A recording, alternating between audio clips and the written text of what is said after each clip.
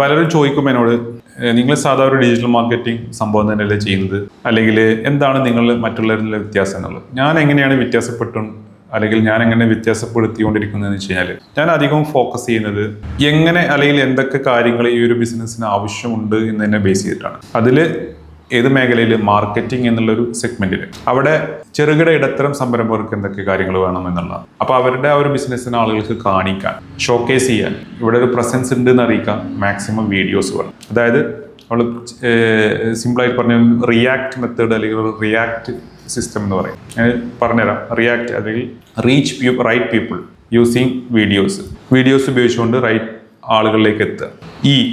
Engage using WhatsApp automation, ആളുകളെ ആ ഒരു വാട്സപ്പിലൂടെ എൻഗേജ് ചെയ്യിപ്പിക്കുക. Automate follow up with AI tools, നമ്മളതിനെ ഓട്ടോമേറ്റ് ചെയ്യുക.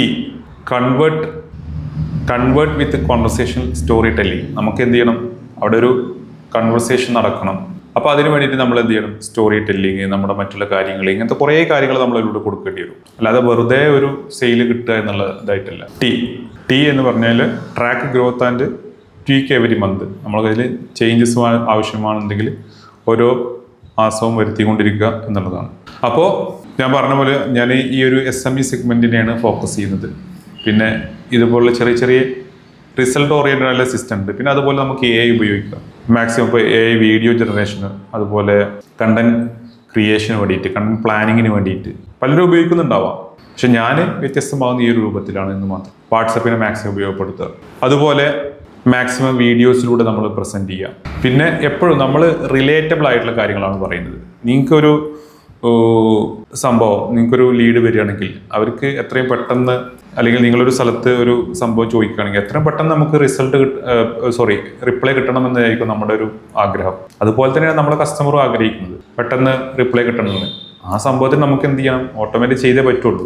പിന്നെ നമ്മൾ കൂടുതൽ ഏത് പ്ലാറ്റ്ഫോംസാണ് ഉപയോഗിക്കുന്നത്, വാട്സപ്പിനെ ഉപയോഗിച്ചുകൊണ്ടാണ് നമ്മുടെ കസ്റ്റമർ നമ്മളിലേക്ക് കൂടുതൽ വരുന്നുണ്ടാവുക. അപ്പോൾ അതിനൊക്കെ നമ്മൾ നോക്കണം എന്നുള്ളതാണ്. ആ കാര്യങ്ങളൊക്കെയാണ് ഞാൻ പറയുന്നത്. അല്ലാണ്ട് വെറുതെ കുറേ കഥകൾ പറഞ്ഞിട്ടൊന്നുമല്ല, കുറേ ആവശ്യമില്ലാത്ത കുറേ കാര്യങ്ങൾ പഠിച്ചുകൊണ്ടും കാര്യമില്ല. അപ്പോൾ ഓരോ കാര്യങ്ങളും ഇന്ന് നിങ്ങൾക്ക്, ഇതിലുള്ള ഓരോ കാര്യങ്ങളും നിങ്ങൾക്ക് വളരെ ഉപകാരപ്പെടുന്ന സംഗതികളാണ്. ഇത് കൂടാതെ ഇപ്പോൾ നമ്മളൊരു റെക്കോർഡിംഗ് രൂപത്തിലൊന്നുമല്ല, ലൈവ് എന്നുള്ള രൂപത്തിലാണ് നമ്മളെല്ലാം ചെയ്യുന്നത്. അപ്പോൾ അത്രയും അതിന് വാല്യൂ ഉണ്ട്. പിന്നെ ഇതുപോലുള്ള ചെറിയ ടെക്നോളജി അല്ലെങ്കിൽ ഈ ഒരു സംഭവങ്ങളൊക്കെ ഉപയോഗപ്പെടുത്തി എങ്ങനെയൊക്കെ ലിവറേജ് ചെയ്തിട്ട് പോകാം എന്നുള്ളതൊക്കെയാണ് നമ്മൾ പറയുന്നത്. അപ്പോൾ നിങ്ങൾ കൂടുതൽ പഠിക്കുക, പുതിയ കാര്യങ്ങൾ പഠിക്കുക, പുതിയ ആക്ഷൻസ് എടുക്കുക. ഞാൻ മറ്റുള്ളവരിൽ നിന്ന് വ്യത്യസ്തമായിരിക്കുന്നത് ഈ രൂപത്തിലാണ്. So I am a different person with different perspective. നിങ്ങൾക്ക് താല്പര്യമാണെങ്കിൽ എൻ്റെ കൂടെ കൂടാം. ഒരു ട്രഡീഷണൽ ഒരു ഡിജിറ്റൽ മാർക്കറ്റിൽ ഒരു സംഭവത്തിൽ നിന്ന് വ്യത്യസ്തമായിട്ടുള്ള രൂപത്തിലാണ് ഞാൻ എപ്പോഴും സഞ്ചരിക്കുന്നത്. അപ്പോൾ വീഡിയോ കണ്ടതിന് നന്ദി. Thank you so much.